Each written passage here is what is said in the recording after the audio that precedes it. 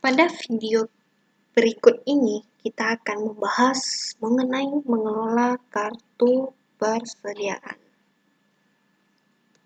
Kita masuk ke persiapan pengelolaan persediaan. Persediaan adalah sejumlah barang jadi, bahan baku, dan barang dalam proses yang dimiliki perusahaan dengan tujuan untuk dijual atau diproses lebih lanjut. Klasifikasi persediaan ada dua, perusahaan dagang dan perusahaan manufaktur. Perusahaan dagang merupakan persediaan barang dagangan yang barang-barang yang dibeli disimpan sementara dengan tujuan untuk dijual kembali dalam operasi usaha perusahaan. Perusahaan manufaktur itu ada 5 kategori. Maksudnya itu dikatakan perusahaan manufaktur itu ada 5 kategori, di mana dia harus memiliki persediaan bahan baku. Lalu persediaan barang dalam proses, persediaan barang jadi, barang dalam perjalanan, sampai ke barang konsinyasi. Jadi klasifikasi persediaan ada dua, perusahaan dagang dan perusahaan manufaktur. Perusahaan dagang, kita masuk ke perusahaan dagang. Persediaan barang dagangan atau merchandise inventory adalah barang-barang yang dibeli disimpan sementara dengan tujuan untuk dijual kembali dalam operasi usaha perusahaan. Kemudian perusahaan manufaktur ada 5 proses, di mana persediaan bahan baku, persediaan barang dalam proses, persediaan barang jadi, barang dalam perjalanan, dan barang konsinyasi. Jadi transaksi yang berhubungan dengan persediaan barang dagangan adalah pembelian barang dagangan secara tunai maupun kredit, lalu penjualan barang dagangan secara tunai maupun kredit, retur penjualan dan potongan harga, retur pembelian dan potongan harga, beban angkut pembelian, dan beban angkut penjualan. Pengendalian internal persediaan. Untuk menyiapkan laporan keuangan diperlukan jumlah atau kuantitas persediaan yang dimiliki oleh perusahaan pada tanggal pelaporan keuangan. Perhitungan persediaan fisik yang ada di perusahaan meliputi aktivitas penjumlahan, penimbangan, atau pengukuran jumlah persediaan yang ada saat itu. Penghitungan secara akurat dapat dilakukan jika perusahaan tidak sedang menjual atau menerima barang. Oleh karena itu, penghitungan fisik umumnya dilakukan pada saat perusahaan berhenti beroperasi. Untuk menghindari kesalahan dalam penghitungan fisik, perlu diperhatikan aspek-aspek pengendalian internal berikut ini. Yang pertama, penghitungan harus dilakukan oleh pegawai yang tidak bertanggung jawab menyimpan persediaan. Kemudian yang kedua, harus ada kejelasan jumlah item persediaan dalam setiap kemasan. Lalu harus dilakukan penghitungan ulang oleh pihak independen atau pemeriksa independen. Kemudian, setiap persediaan harus diberi label atau penomoran atau pengkodean sehingga memudahkan penghitungan. Yang terakhir, harus ditunjuk seorang supervisor untuk menetapkan hasil akhir penghitungan fisik persediaan. Penentuan kepemilikan barang yang berada dalam perjalanan. Kepemilikan barang ini sangat tergantung pada perjanjian jual-beli yang telah disepakati antara penjual dan pembeli. Terdapat dua macam perjanjian, yaitu yang pertama FOB Shipping Point dan yang kedua FOB Destination. FOB Shipping Point, di mana dalam perjanjian ini hak kepemilikan barang berpindah dari penjual ke pembeli pada saat barang keluar dari gudang penjual atau telah sampai pada perusahaan jasa pengiriman barang. Jadi barang yang berada dalam perjalanan merupakan milik pembeli, sehingga pembeli harus memasukkan barang tersebut dalam perhitungan fisik persediaan. Jadi, barang yang berada dalam perjalanan merupakan milik pembeli sehingga pembeli harus memasukkan barang tersebut dalam perhitungan persediaan. Dalam perhitungan fisik persediaan. Sementara itu, bagi penjual, barang dalam perjalanan tersebut tidak dimasukkan sebagai bagian dari persediaan mereka. Bagi pembeli, biaya pengiriman dicatat dalam akun beban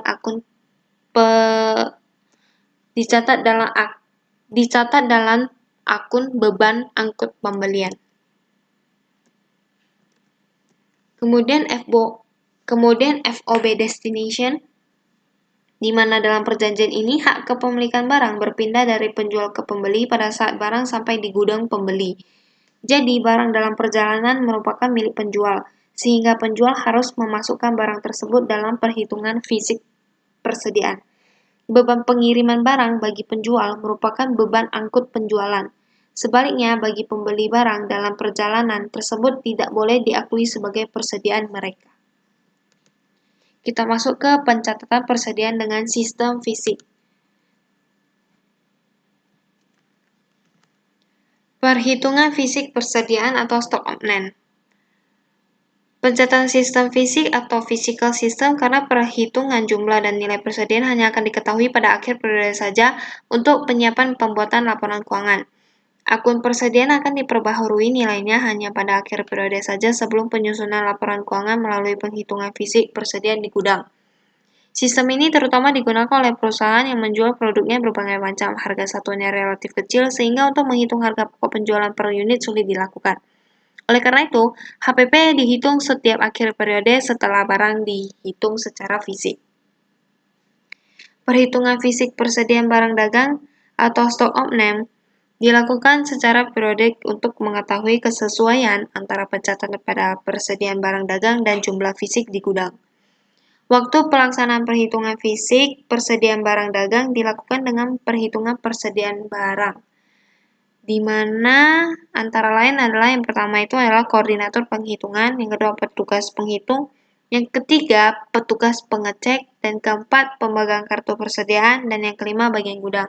Masing-masing memiliki tugasnya masing-masing, di mana koordinator penghitungan itu bertugas menerima bagian kartu perhitungan persediaan dari petugas penghitung dan mengeceknya, membandingkannya, dan memutuskan apakah perlu ada perhitungan ulang atau tidak, serta membuat rekapitulasi perhitungan.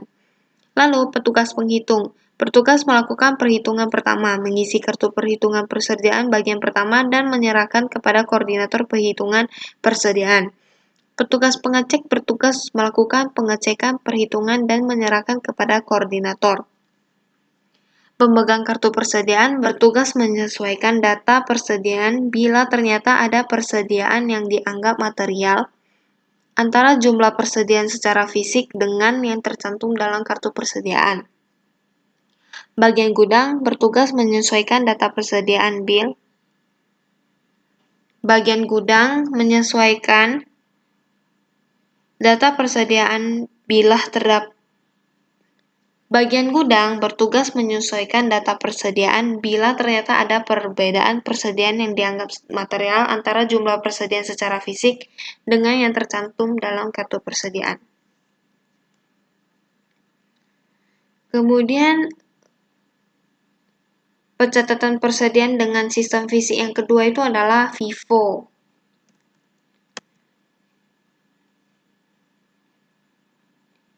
Kemudian, pencatatan persediaan dengan sistem fisik berikutnya adalah terdapat FIFO, di mana masuk pertama, keluar pertama.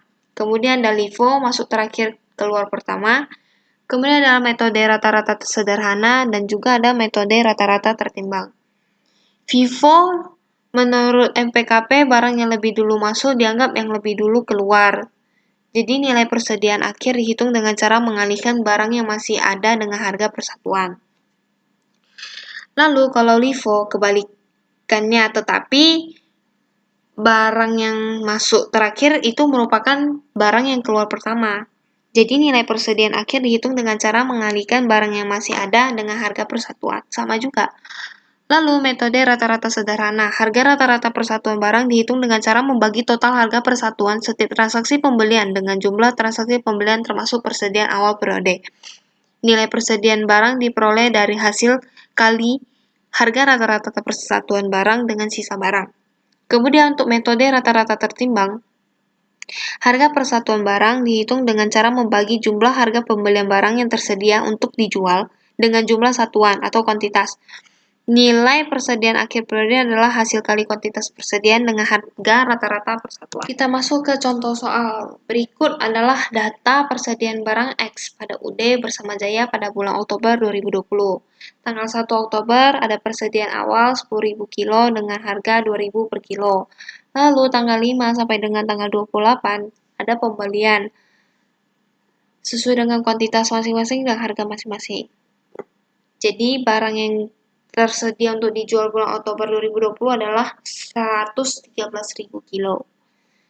Setelah dilakukan perhitungan fisik atas sisa barang tanggal 31 Oktober 2020, di gudang masih tersedia barang X sebesar 35.000 kilo. Maka kita ke metode FIFO. Jika diasumsikan bahwa barang yang 35.000 kilo itu terdiri dari 15.000 kilo pembelian tanggal 28 dan 20.000 kilo itu pembelian tanggal 26. Maka persediaan barang X pada tanggal 31 Oktober 2020 adalah 111 juta rupiah. Dan LIFO itu terdiri atas 10.000 kilo dari persediaan awal, 20.000 kilo dari tanggal 5 bulan 10, 5.000 kilo dari tanggal 7 bulan 10, maka persediaan akhir tanggal 31 Oktobernya itu adalah sebanyak 59 juta. Kemudian untuk rata-rata sederhana berarti dihitung dengan harga masing-masing per tanggal lalu dibagi dengan 7. Jadi harga satuannya itu kan jadinya 2.542,86.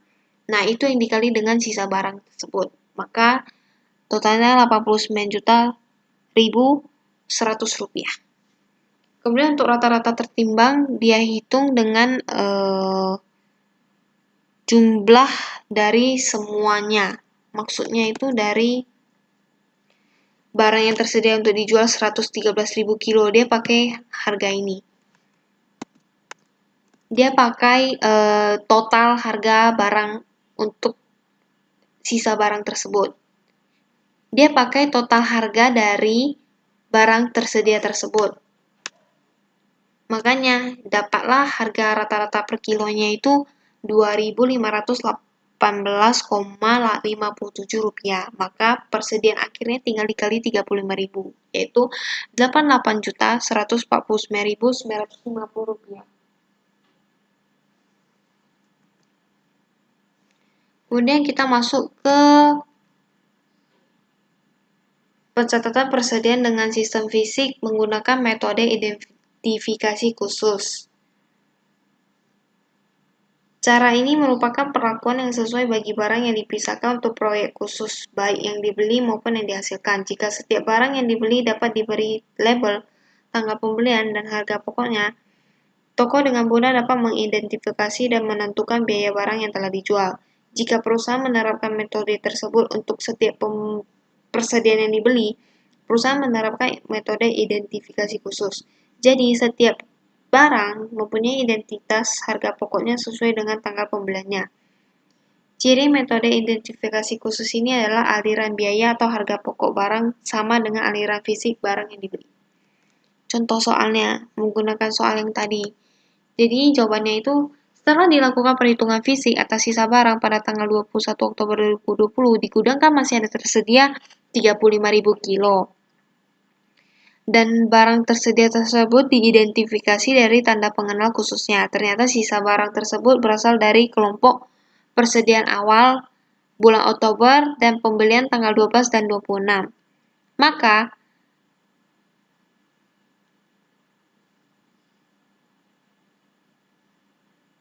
Maka dari data tersebut, maka nilai persediaan barang X pada tanggal 31 Oktober 2020 adalah 91 juta. Jadi harga pokok penjualannya itu adalah yang tersedia jual kan 113.000 kilo, persediaan akhir kan 35.000 kilo, maka harga pokok penjualannya itu kan 78.000 kilo. Jadi itulah cara metode identifikasi khususnya. Kemudian kita masuk ke Jadi kita masuk ke pencatatan persediaan dengan sistem phishing menggunakan metode persediaan dasar. Jadi, persediaan dasar adalah persediaan yang secara minimal harus ada untuk mempertahankan kestabilan jumlah persediaan barang dagang suatu perusahaan. Nilai persediaan barang dagang akhir periode dihitung sebagai berikut. Apabila kuantitasnya lebih banyak daripada kuantitas persediaan dasar, nilai persediaan adalah nilai persediaan dasar ditambah dengan harga pasar kelebihannya. Kemudian apabila kuantitasnya lebih sedikit daripada kuantitas persediaan dasar, maka nilai persediaan adalah nilai persediaan dasar dikurangi dengan harga pasar kekurangannya. Contohnya, persediaan barang X ditentukan sebanyak 20.000 kilo, seharga 2.400. Maka persediaan barang X pada tanggal 30 Oktober sebanyak 35.000 kilo. Jadi hitungnya itu adalah persediaan dasar 20.000 kilo dan harga dasar kelebihannya itu 15.000 kilo. Jadi, total harga pasar tanggal 30 Oktober 2020 adalah 99 juta. Kemudian, misalkan persediaan barang X pada tanggal 30 Oktober sebanyak 15.000 kilo, maka persediaan awal nilai persediaan dasarnya itu kan 48 juta. Harga dasar kekurangannya itu 5.000 dikali 3.400. Jadi, harga pasar tanggal 30 Oktober 2020 ada 31 juta. Selanjutnya adalah pencatatan persediaan dengan sistem fisik, metode taksiran laba kotor. Jadi, pada metode ini diinformasikan yang diperlukan untuk menemukan nilai persediaan akhir adalah barang tersedia untuk dijual, nilai penjualan bersih, atau neto, dan presentasi laba kotor dari penjualan neto. Contoh, diperoleh data kegiatan usaha perusahaan selama bulan Oktober 2020 antara lain sebagai berikut: penjualan bersih 135 juta, barang tersedia untuk dijual 180 juta, laba kotor tahun-tahun lalu rata-rata itu 25% dari penjualan bersih. Jadi, berdasarkan informasi tersebut, dapat dihitung nilai persediaan akhir persediaan barang dagang bulan Oktober 2020 adalah barang tersedia untuk dijual kan 180 juta, hasil penjualan bersih kan 135 juta, dikurangi dengan laba kotornya sebesar 33.750.000. Itu didapat dari 25% dikali dengan penjualan bersih tersebut. Jadi, harga pokok barang yang dijual adalah 101.250.000 rupiah. Jadi, nilai persediaan barang pada tanggal 30 Oktober itu adalah 78.750.000. Selanjutnya adalah pencatatan persediaan dengan sistem fisik metode harga eceran.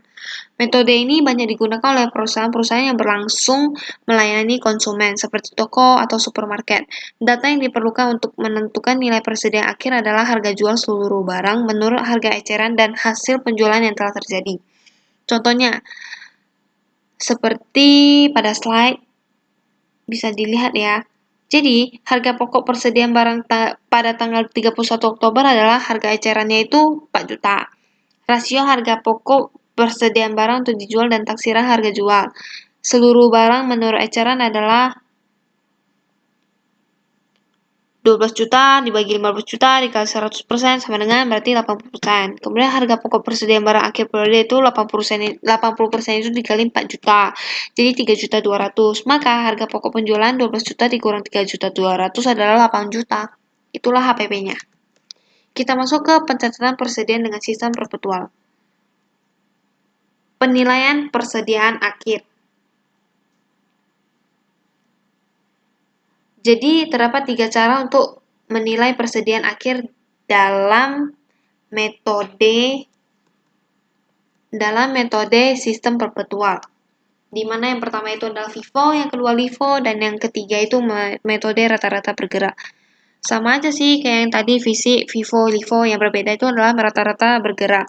Setiap terjadi transaksi pembelian harus dihitung harga beli rata-rata tiap satuan, sehingga barang dagang tiap satuan selalu berubah-ubah. Contoh soalnya, berikut adalah data persediaan barang dagang yang terjadi pada UD Sumber Agung periode November 2020. UD Sumber Agung menjual barang mie instan Indomie spesial. Jadi itu transaksinya. Jadi kita diminta untuk buatlah catatan mutasi dan jurnal. Jawabannya seperti tertera pada slide. Catatan mutasinya untuk FIFO lalu jurnalnya gimana, yang LIFO juga catatan mutasinya gimana, lalu jurnalnya. Kemudian untuk moving average, catatan mutasi dan jurnal. Kita bisa bedainnya itu dari contoh lah dari catatan mutasinya. Persediaan awal kan 75 tuh. Terus ada pembelian. sebesar 100 unit seharga 68 juta. Jadi itu dimasukin ke bawahnya dan tidak dikalkulasi. Jadi nanti pada saat jual, maka persediaan awal yang harus dikeluarkan dulu. Nih, dari 75 kurang 30 berarti sisa 45. Yang harga jual itu kita pakai HPP-nya itu yang 66 juta yang pada saat persediaan awal. Begitu juga selanjutnya. Kalau LIFO dia itu kebalikannya. Nih, jual 30 kan, yang dikurangi itu 100. Kalau yang tadi kan 75, tapi ini 100 yang dikurangi. Kemudian kalau moving average itu dia kayak nih beli 100, berarti dia tambah 100 tambah 75 itu kan 175 unit. Terus 6,8 juta tambah 4,950 dibagi 175 dapatlah harganya 67142,86. Jadi pada saat jual dia pakai harga ini, harga satuan barang ini nih. Pada tanggal 14, 30 jual kan pakai harga yang tadi kita udah cari. Begitu juga selanjutnya. Kemudian kita masuk ke laporan persediaan barang. Laporan persediaan barang dijual. Laporan persediaan barang dibuat secara periodik untuk memberikan informasi yang berkaitan dengan kuantitas maupun kualitas.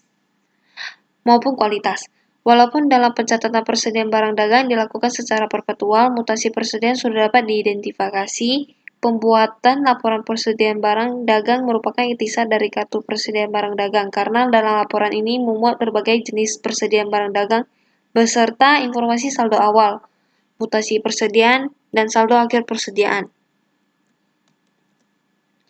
Kemudian format laporan persediaan barang dagang disesuaikan dengan kepentingan dan informasi yang diperlukan oleh perusahaan. Salah satu tugas bagian kartu persediaan adalah membuat laporan persediaan barang secara periodik, misalnya pada tiap akhir bulan atau dalam 3 bulan sekali. Dalam pencatatan sistem perpetual, mutasi tiap jenis barang tampak dalam kartu persediaan, sehingga laporan persediaan barang dapat dibuat berdasarkan data kartu persediaan. Walaupun demikian, untuk kepentingan pengawasan, perhitungan fisik persediaan tetap harus dilakukan secara periodik. Lain halnya dalam pencatatan sistem inventarisasi fisik di mana laporan persediaan dibuat setelah dilakukan pemeriksaan dan perhitungan fisik barang yang tersedia di gudang. Selanjutnya kita masuk ke metode penilaian persediaan menurut pajak. Metode penilaian itu dalam praktiknya, metode penilaian persediaan yang harus diakui oleh pajak adalah metode FIFO dan metode rata-rata.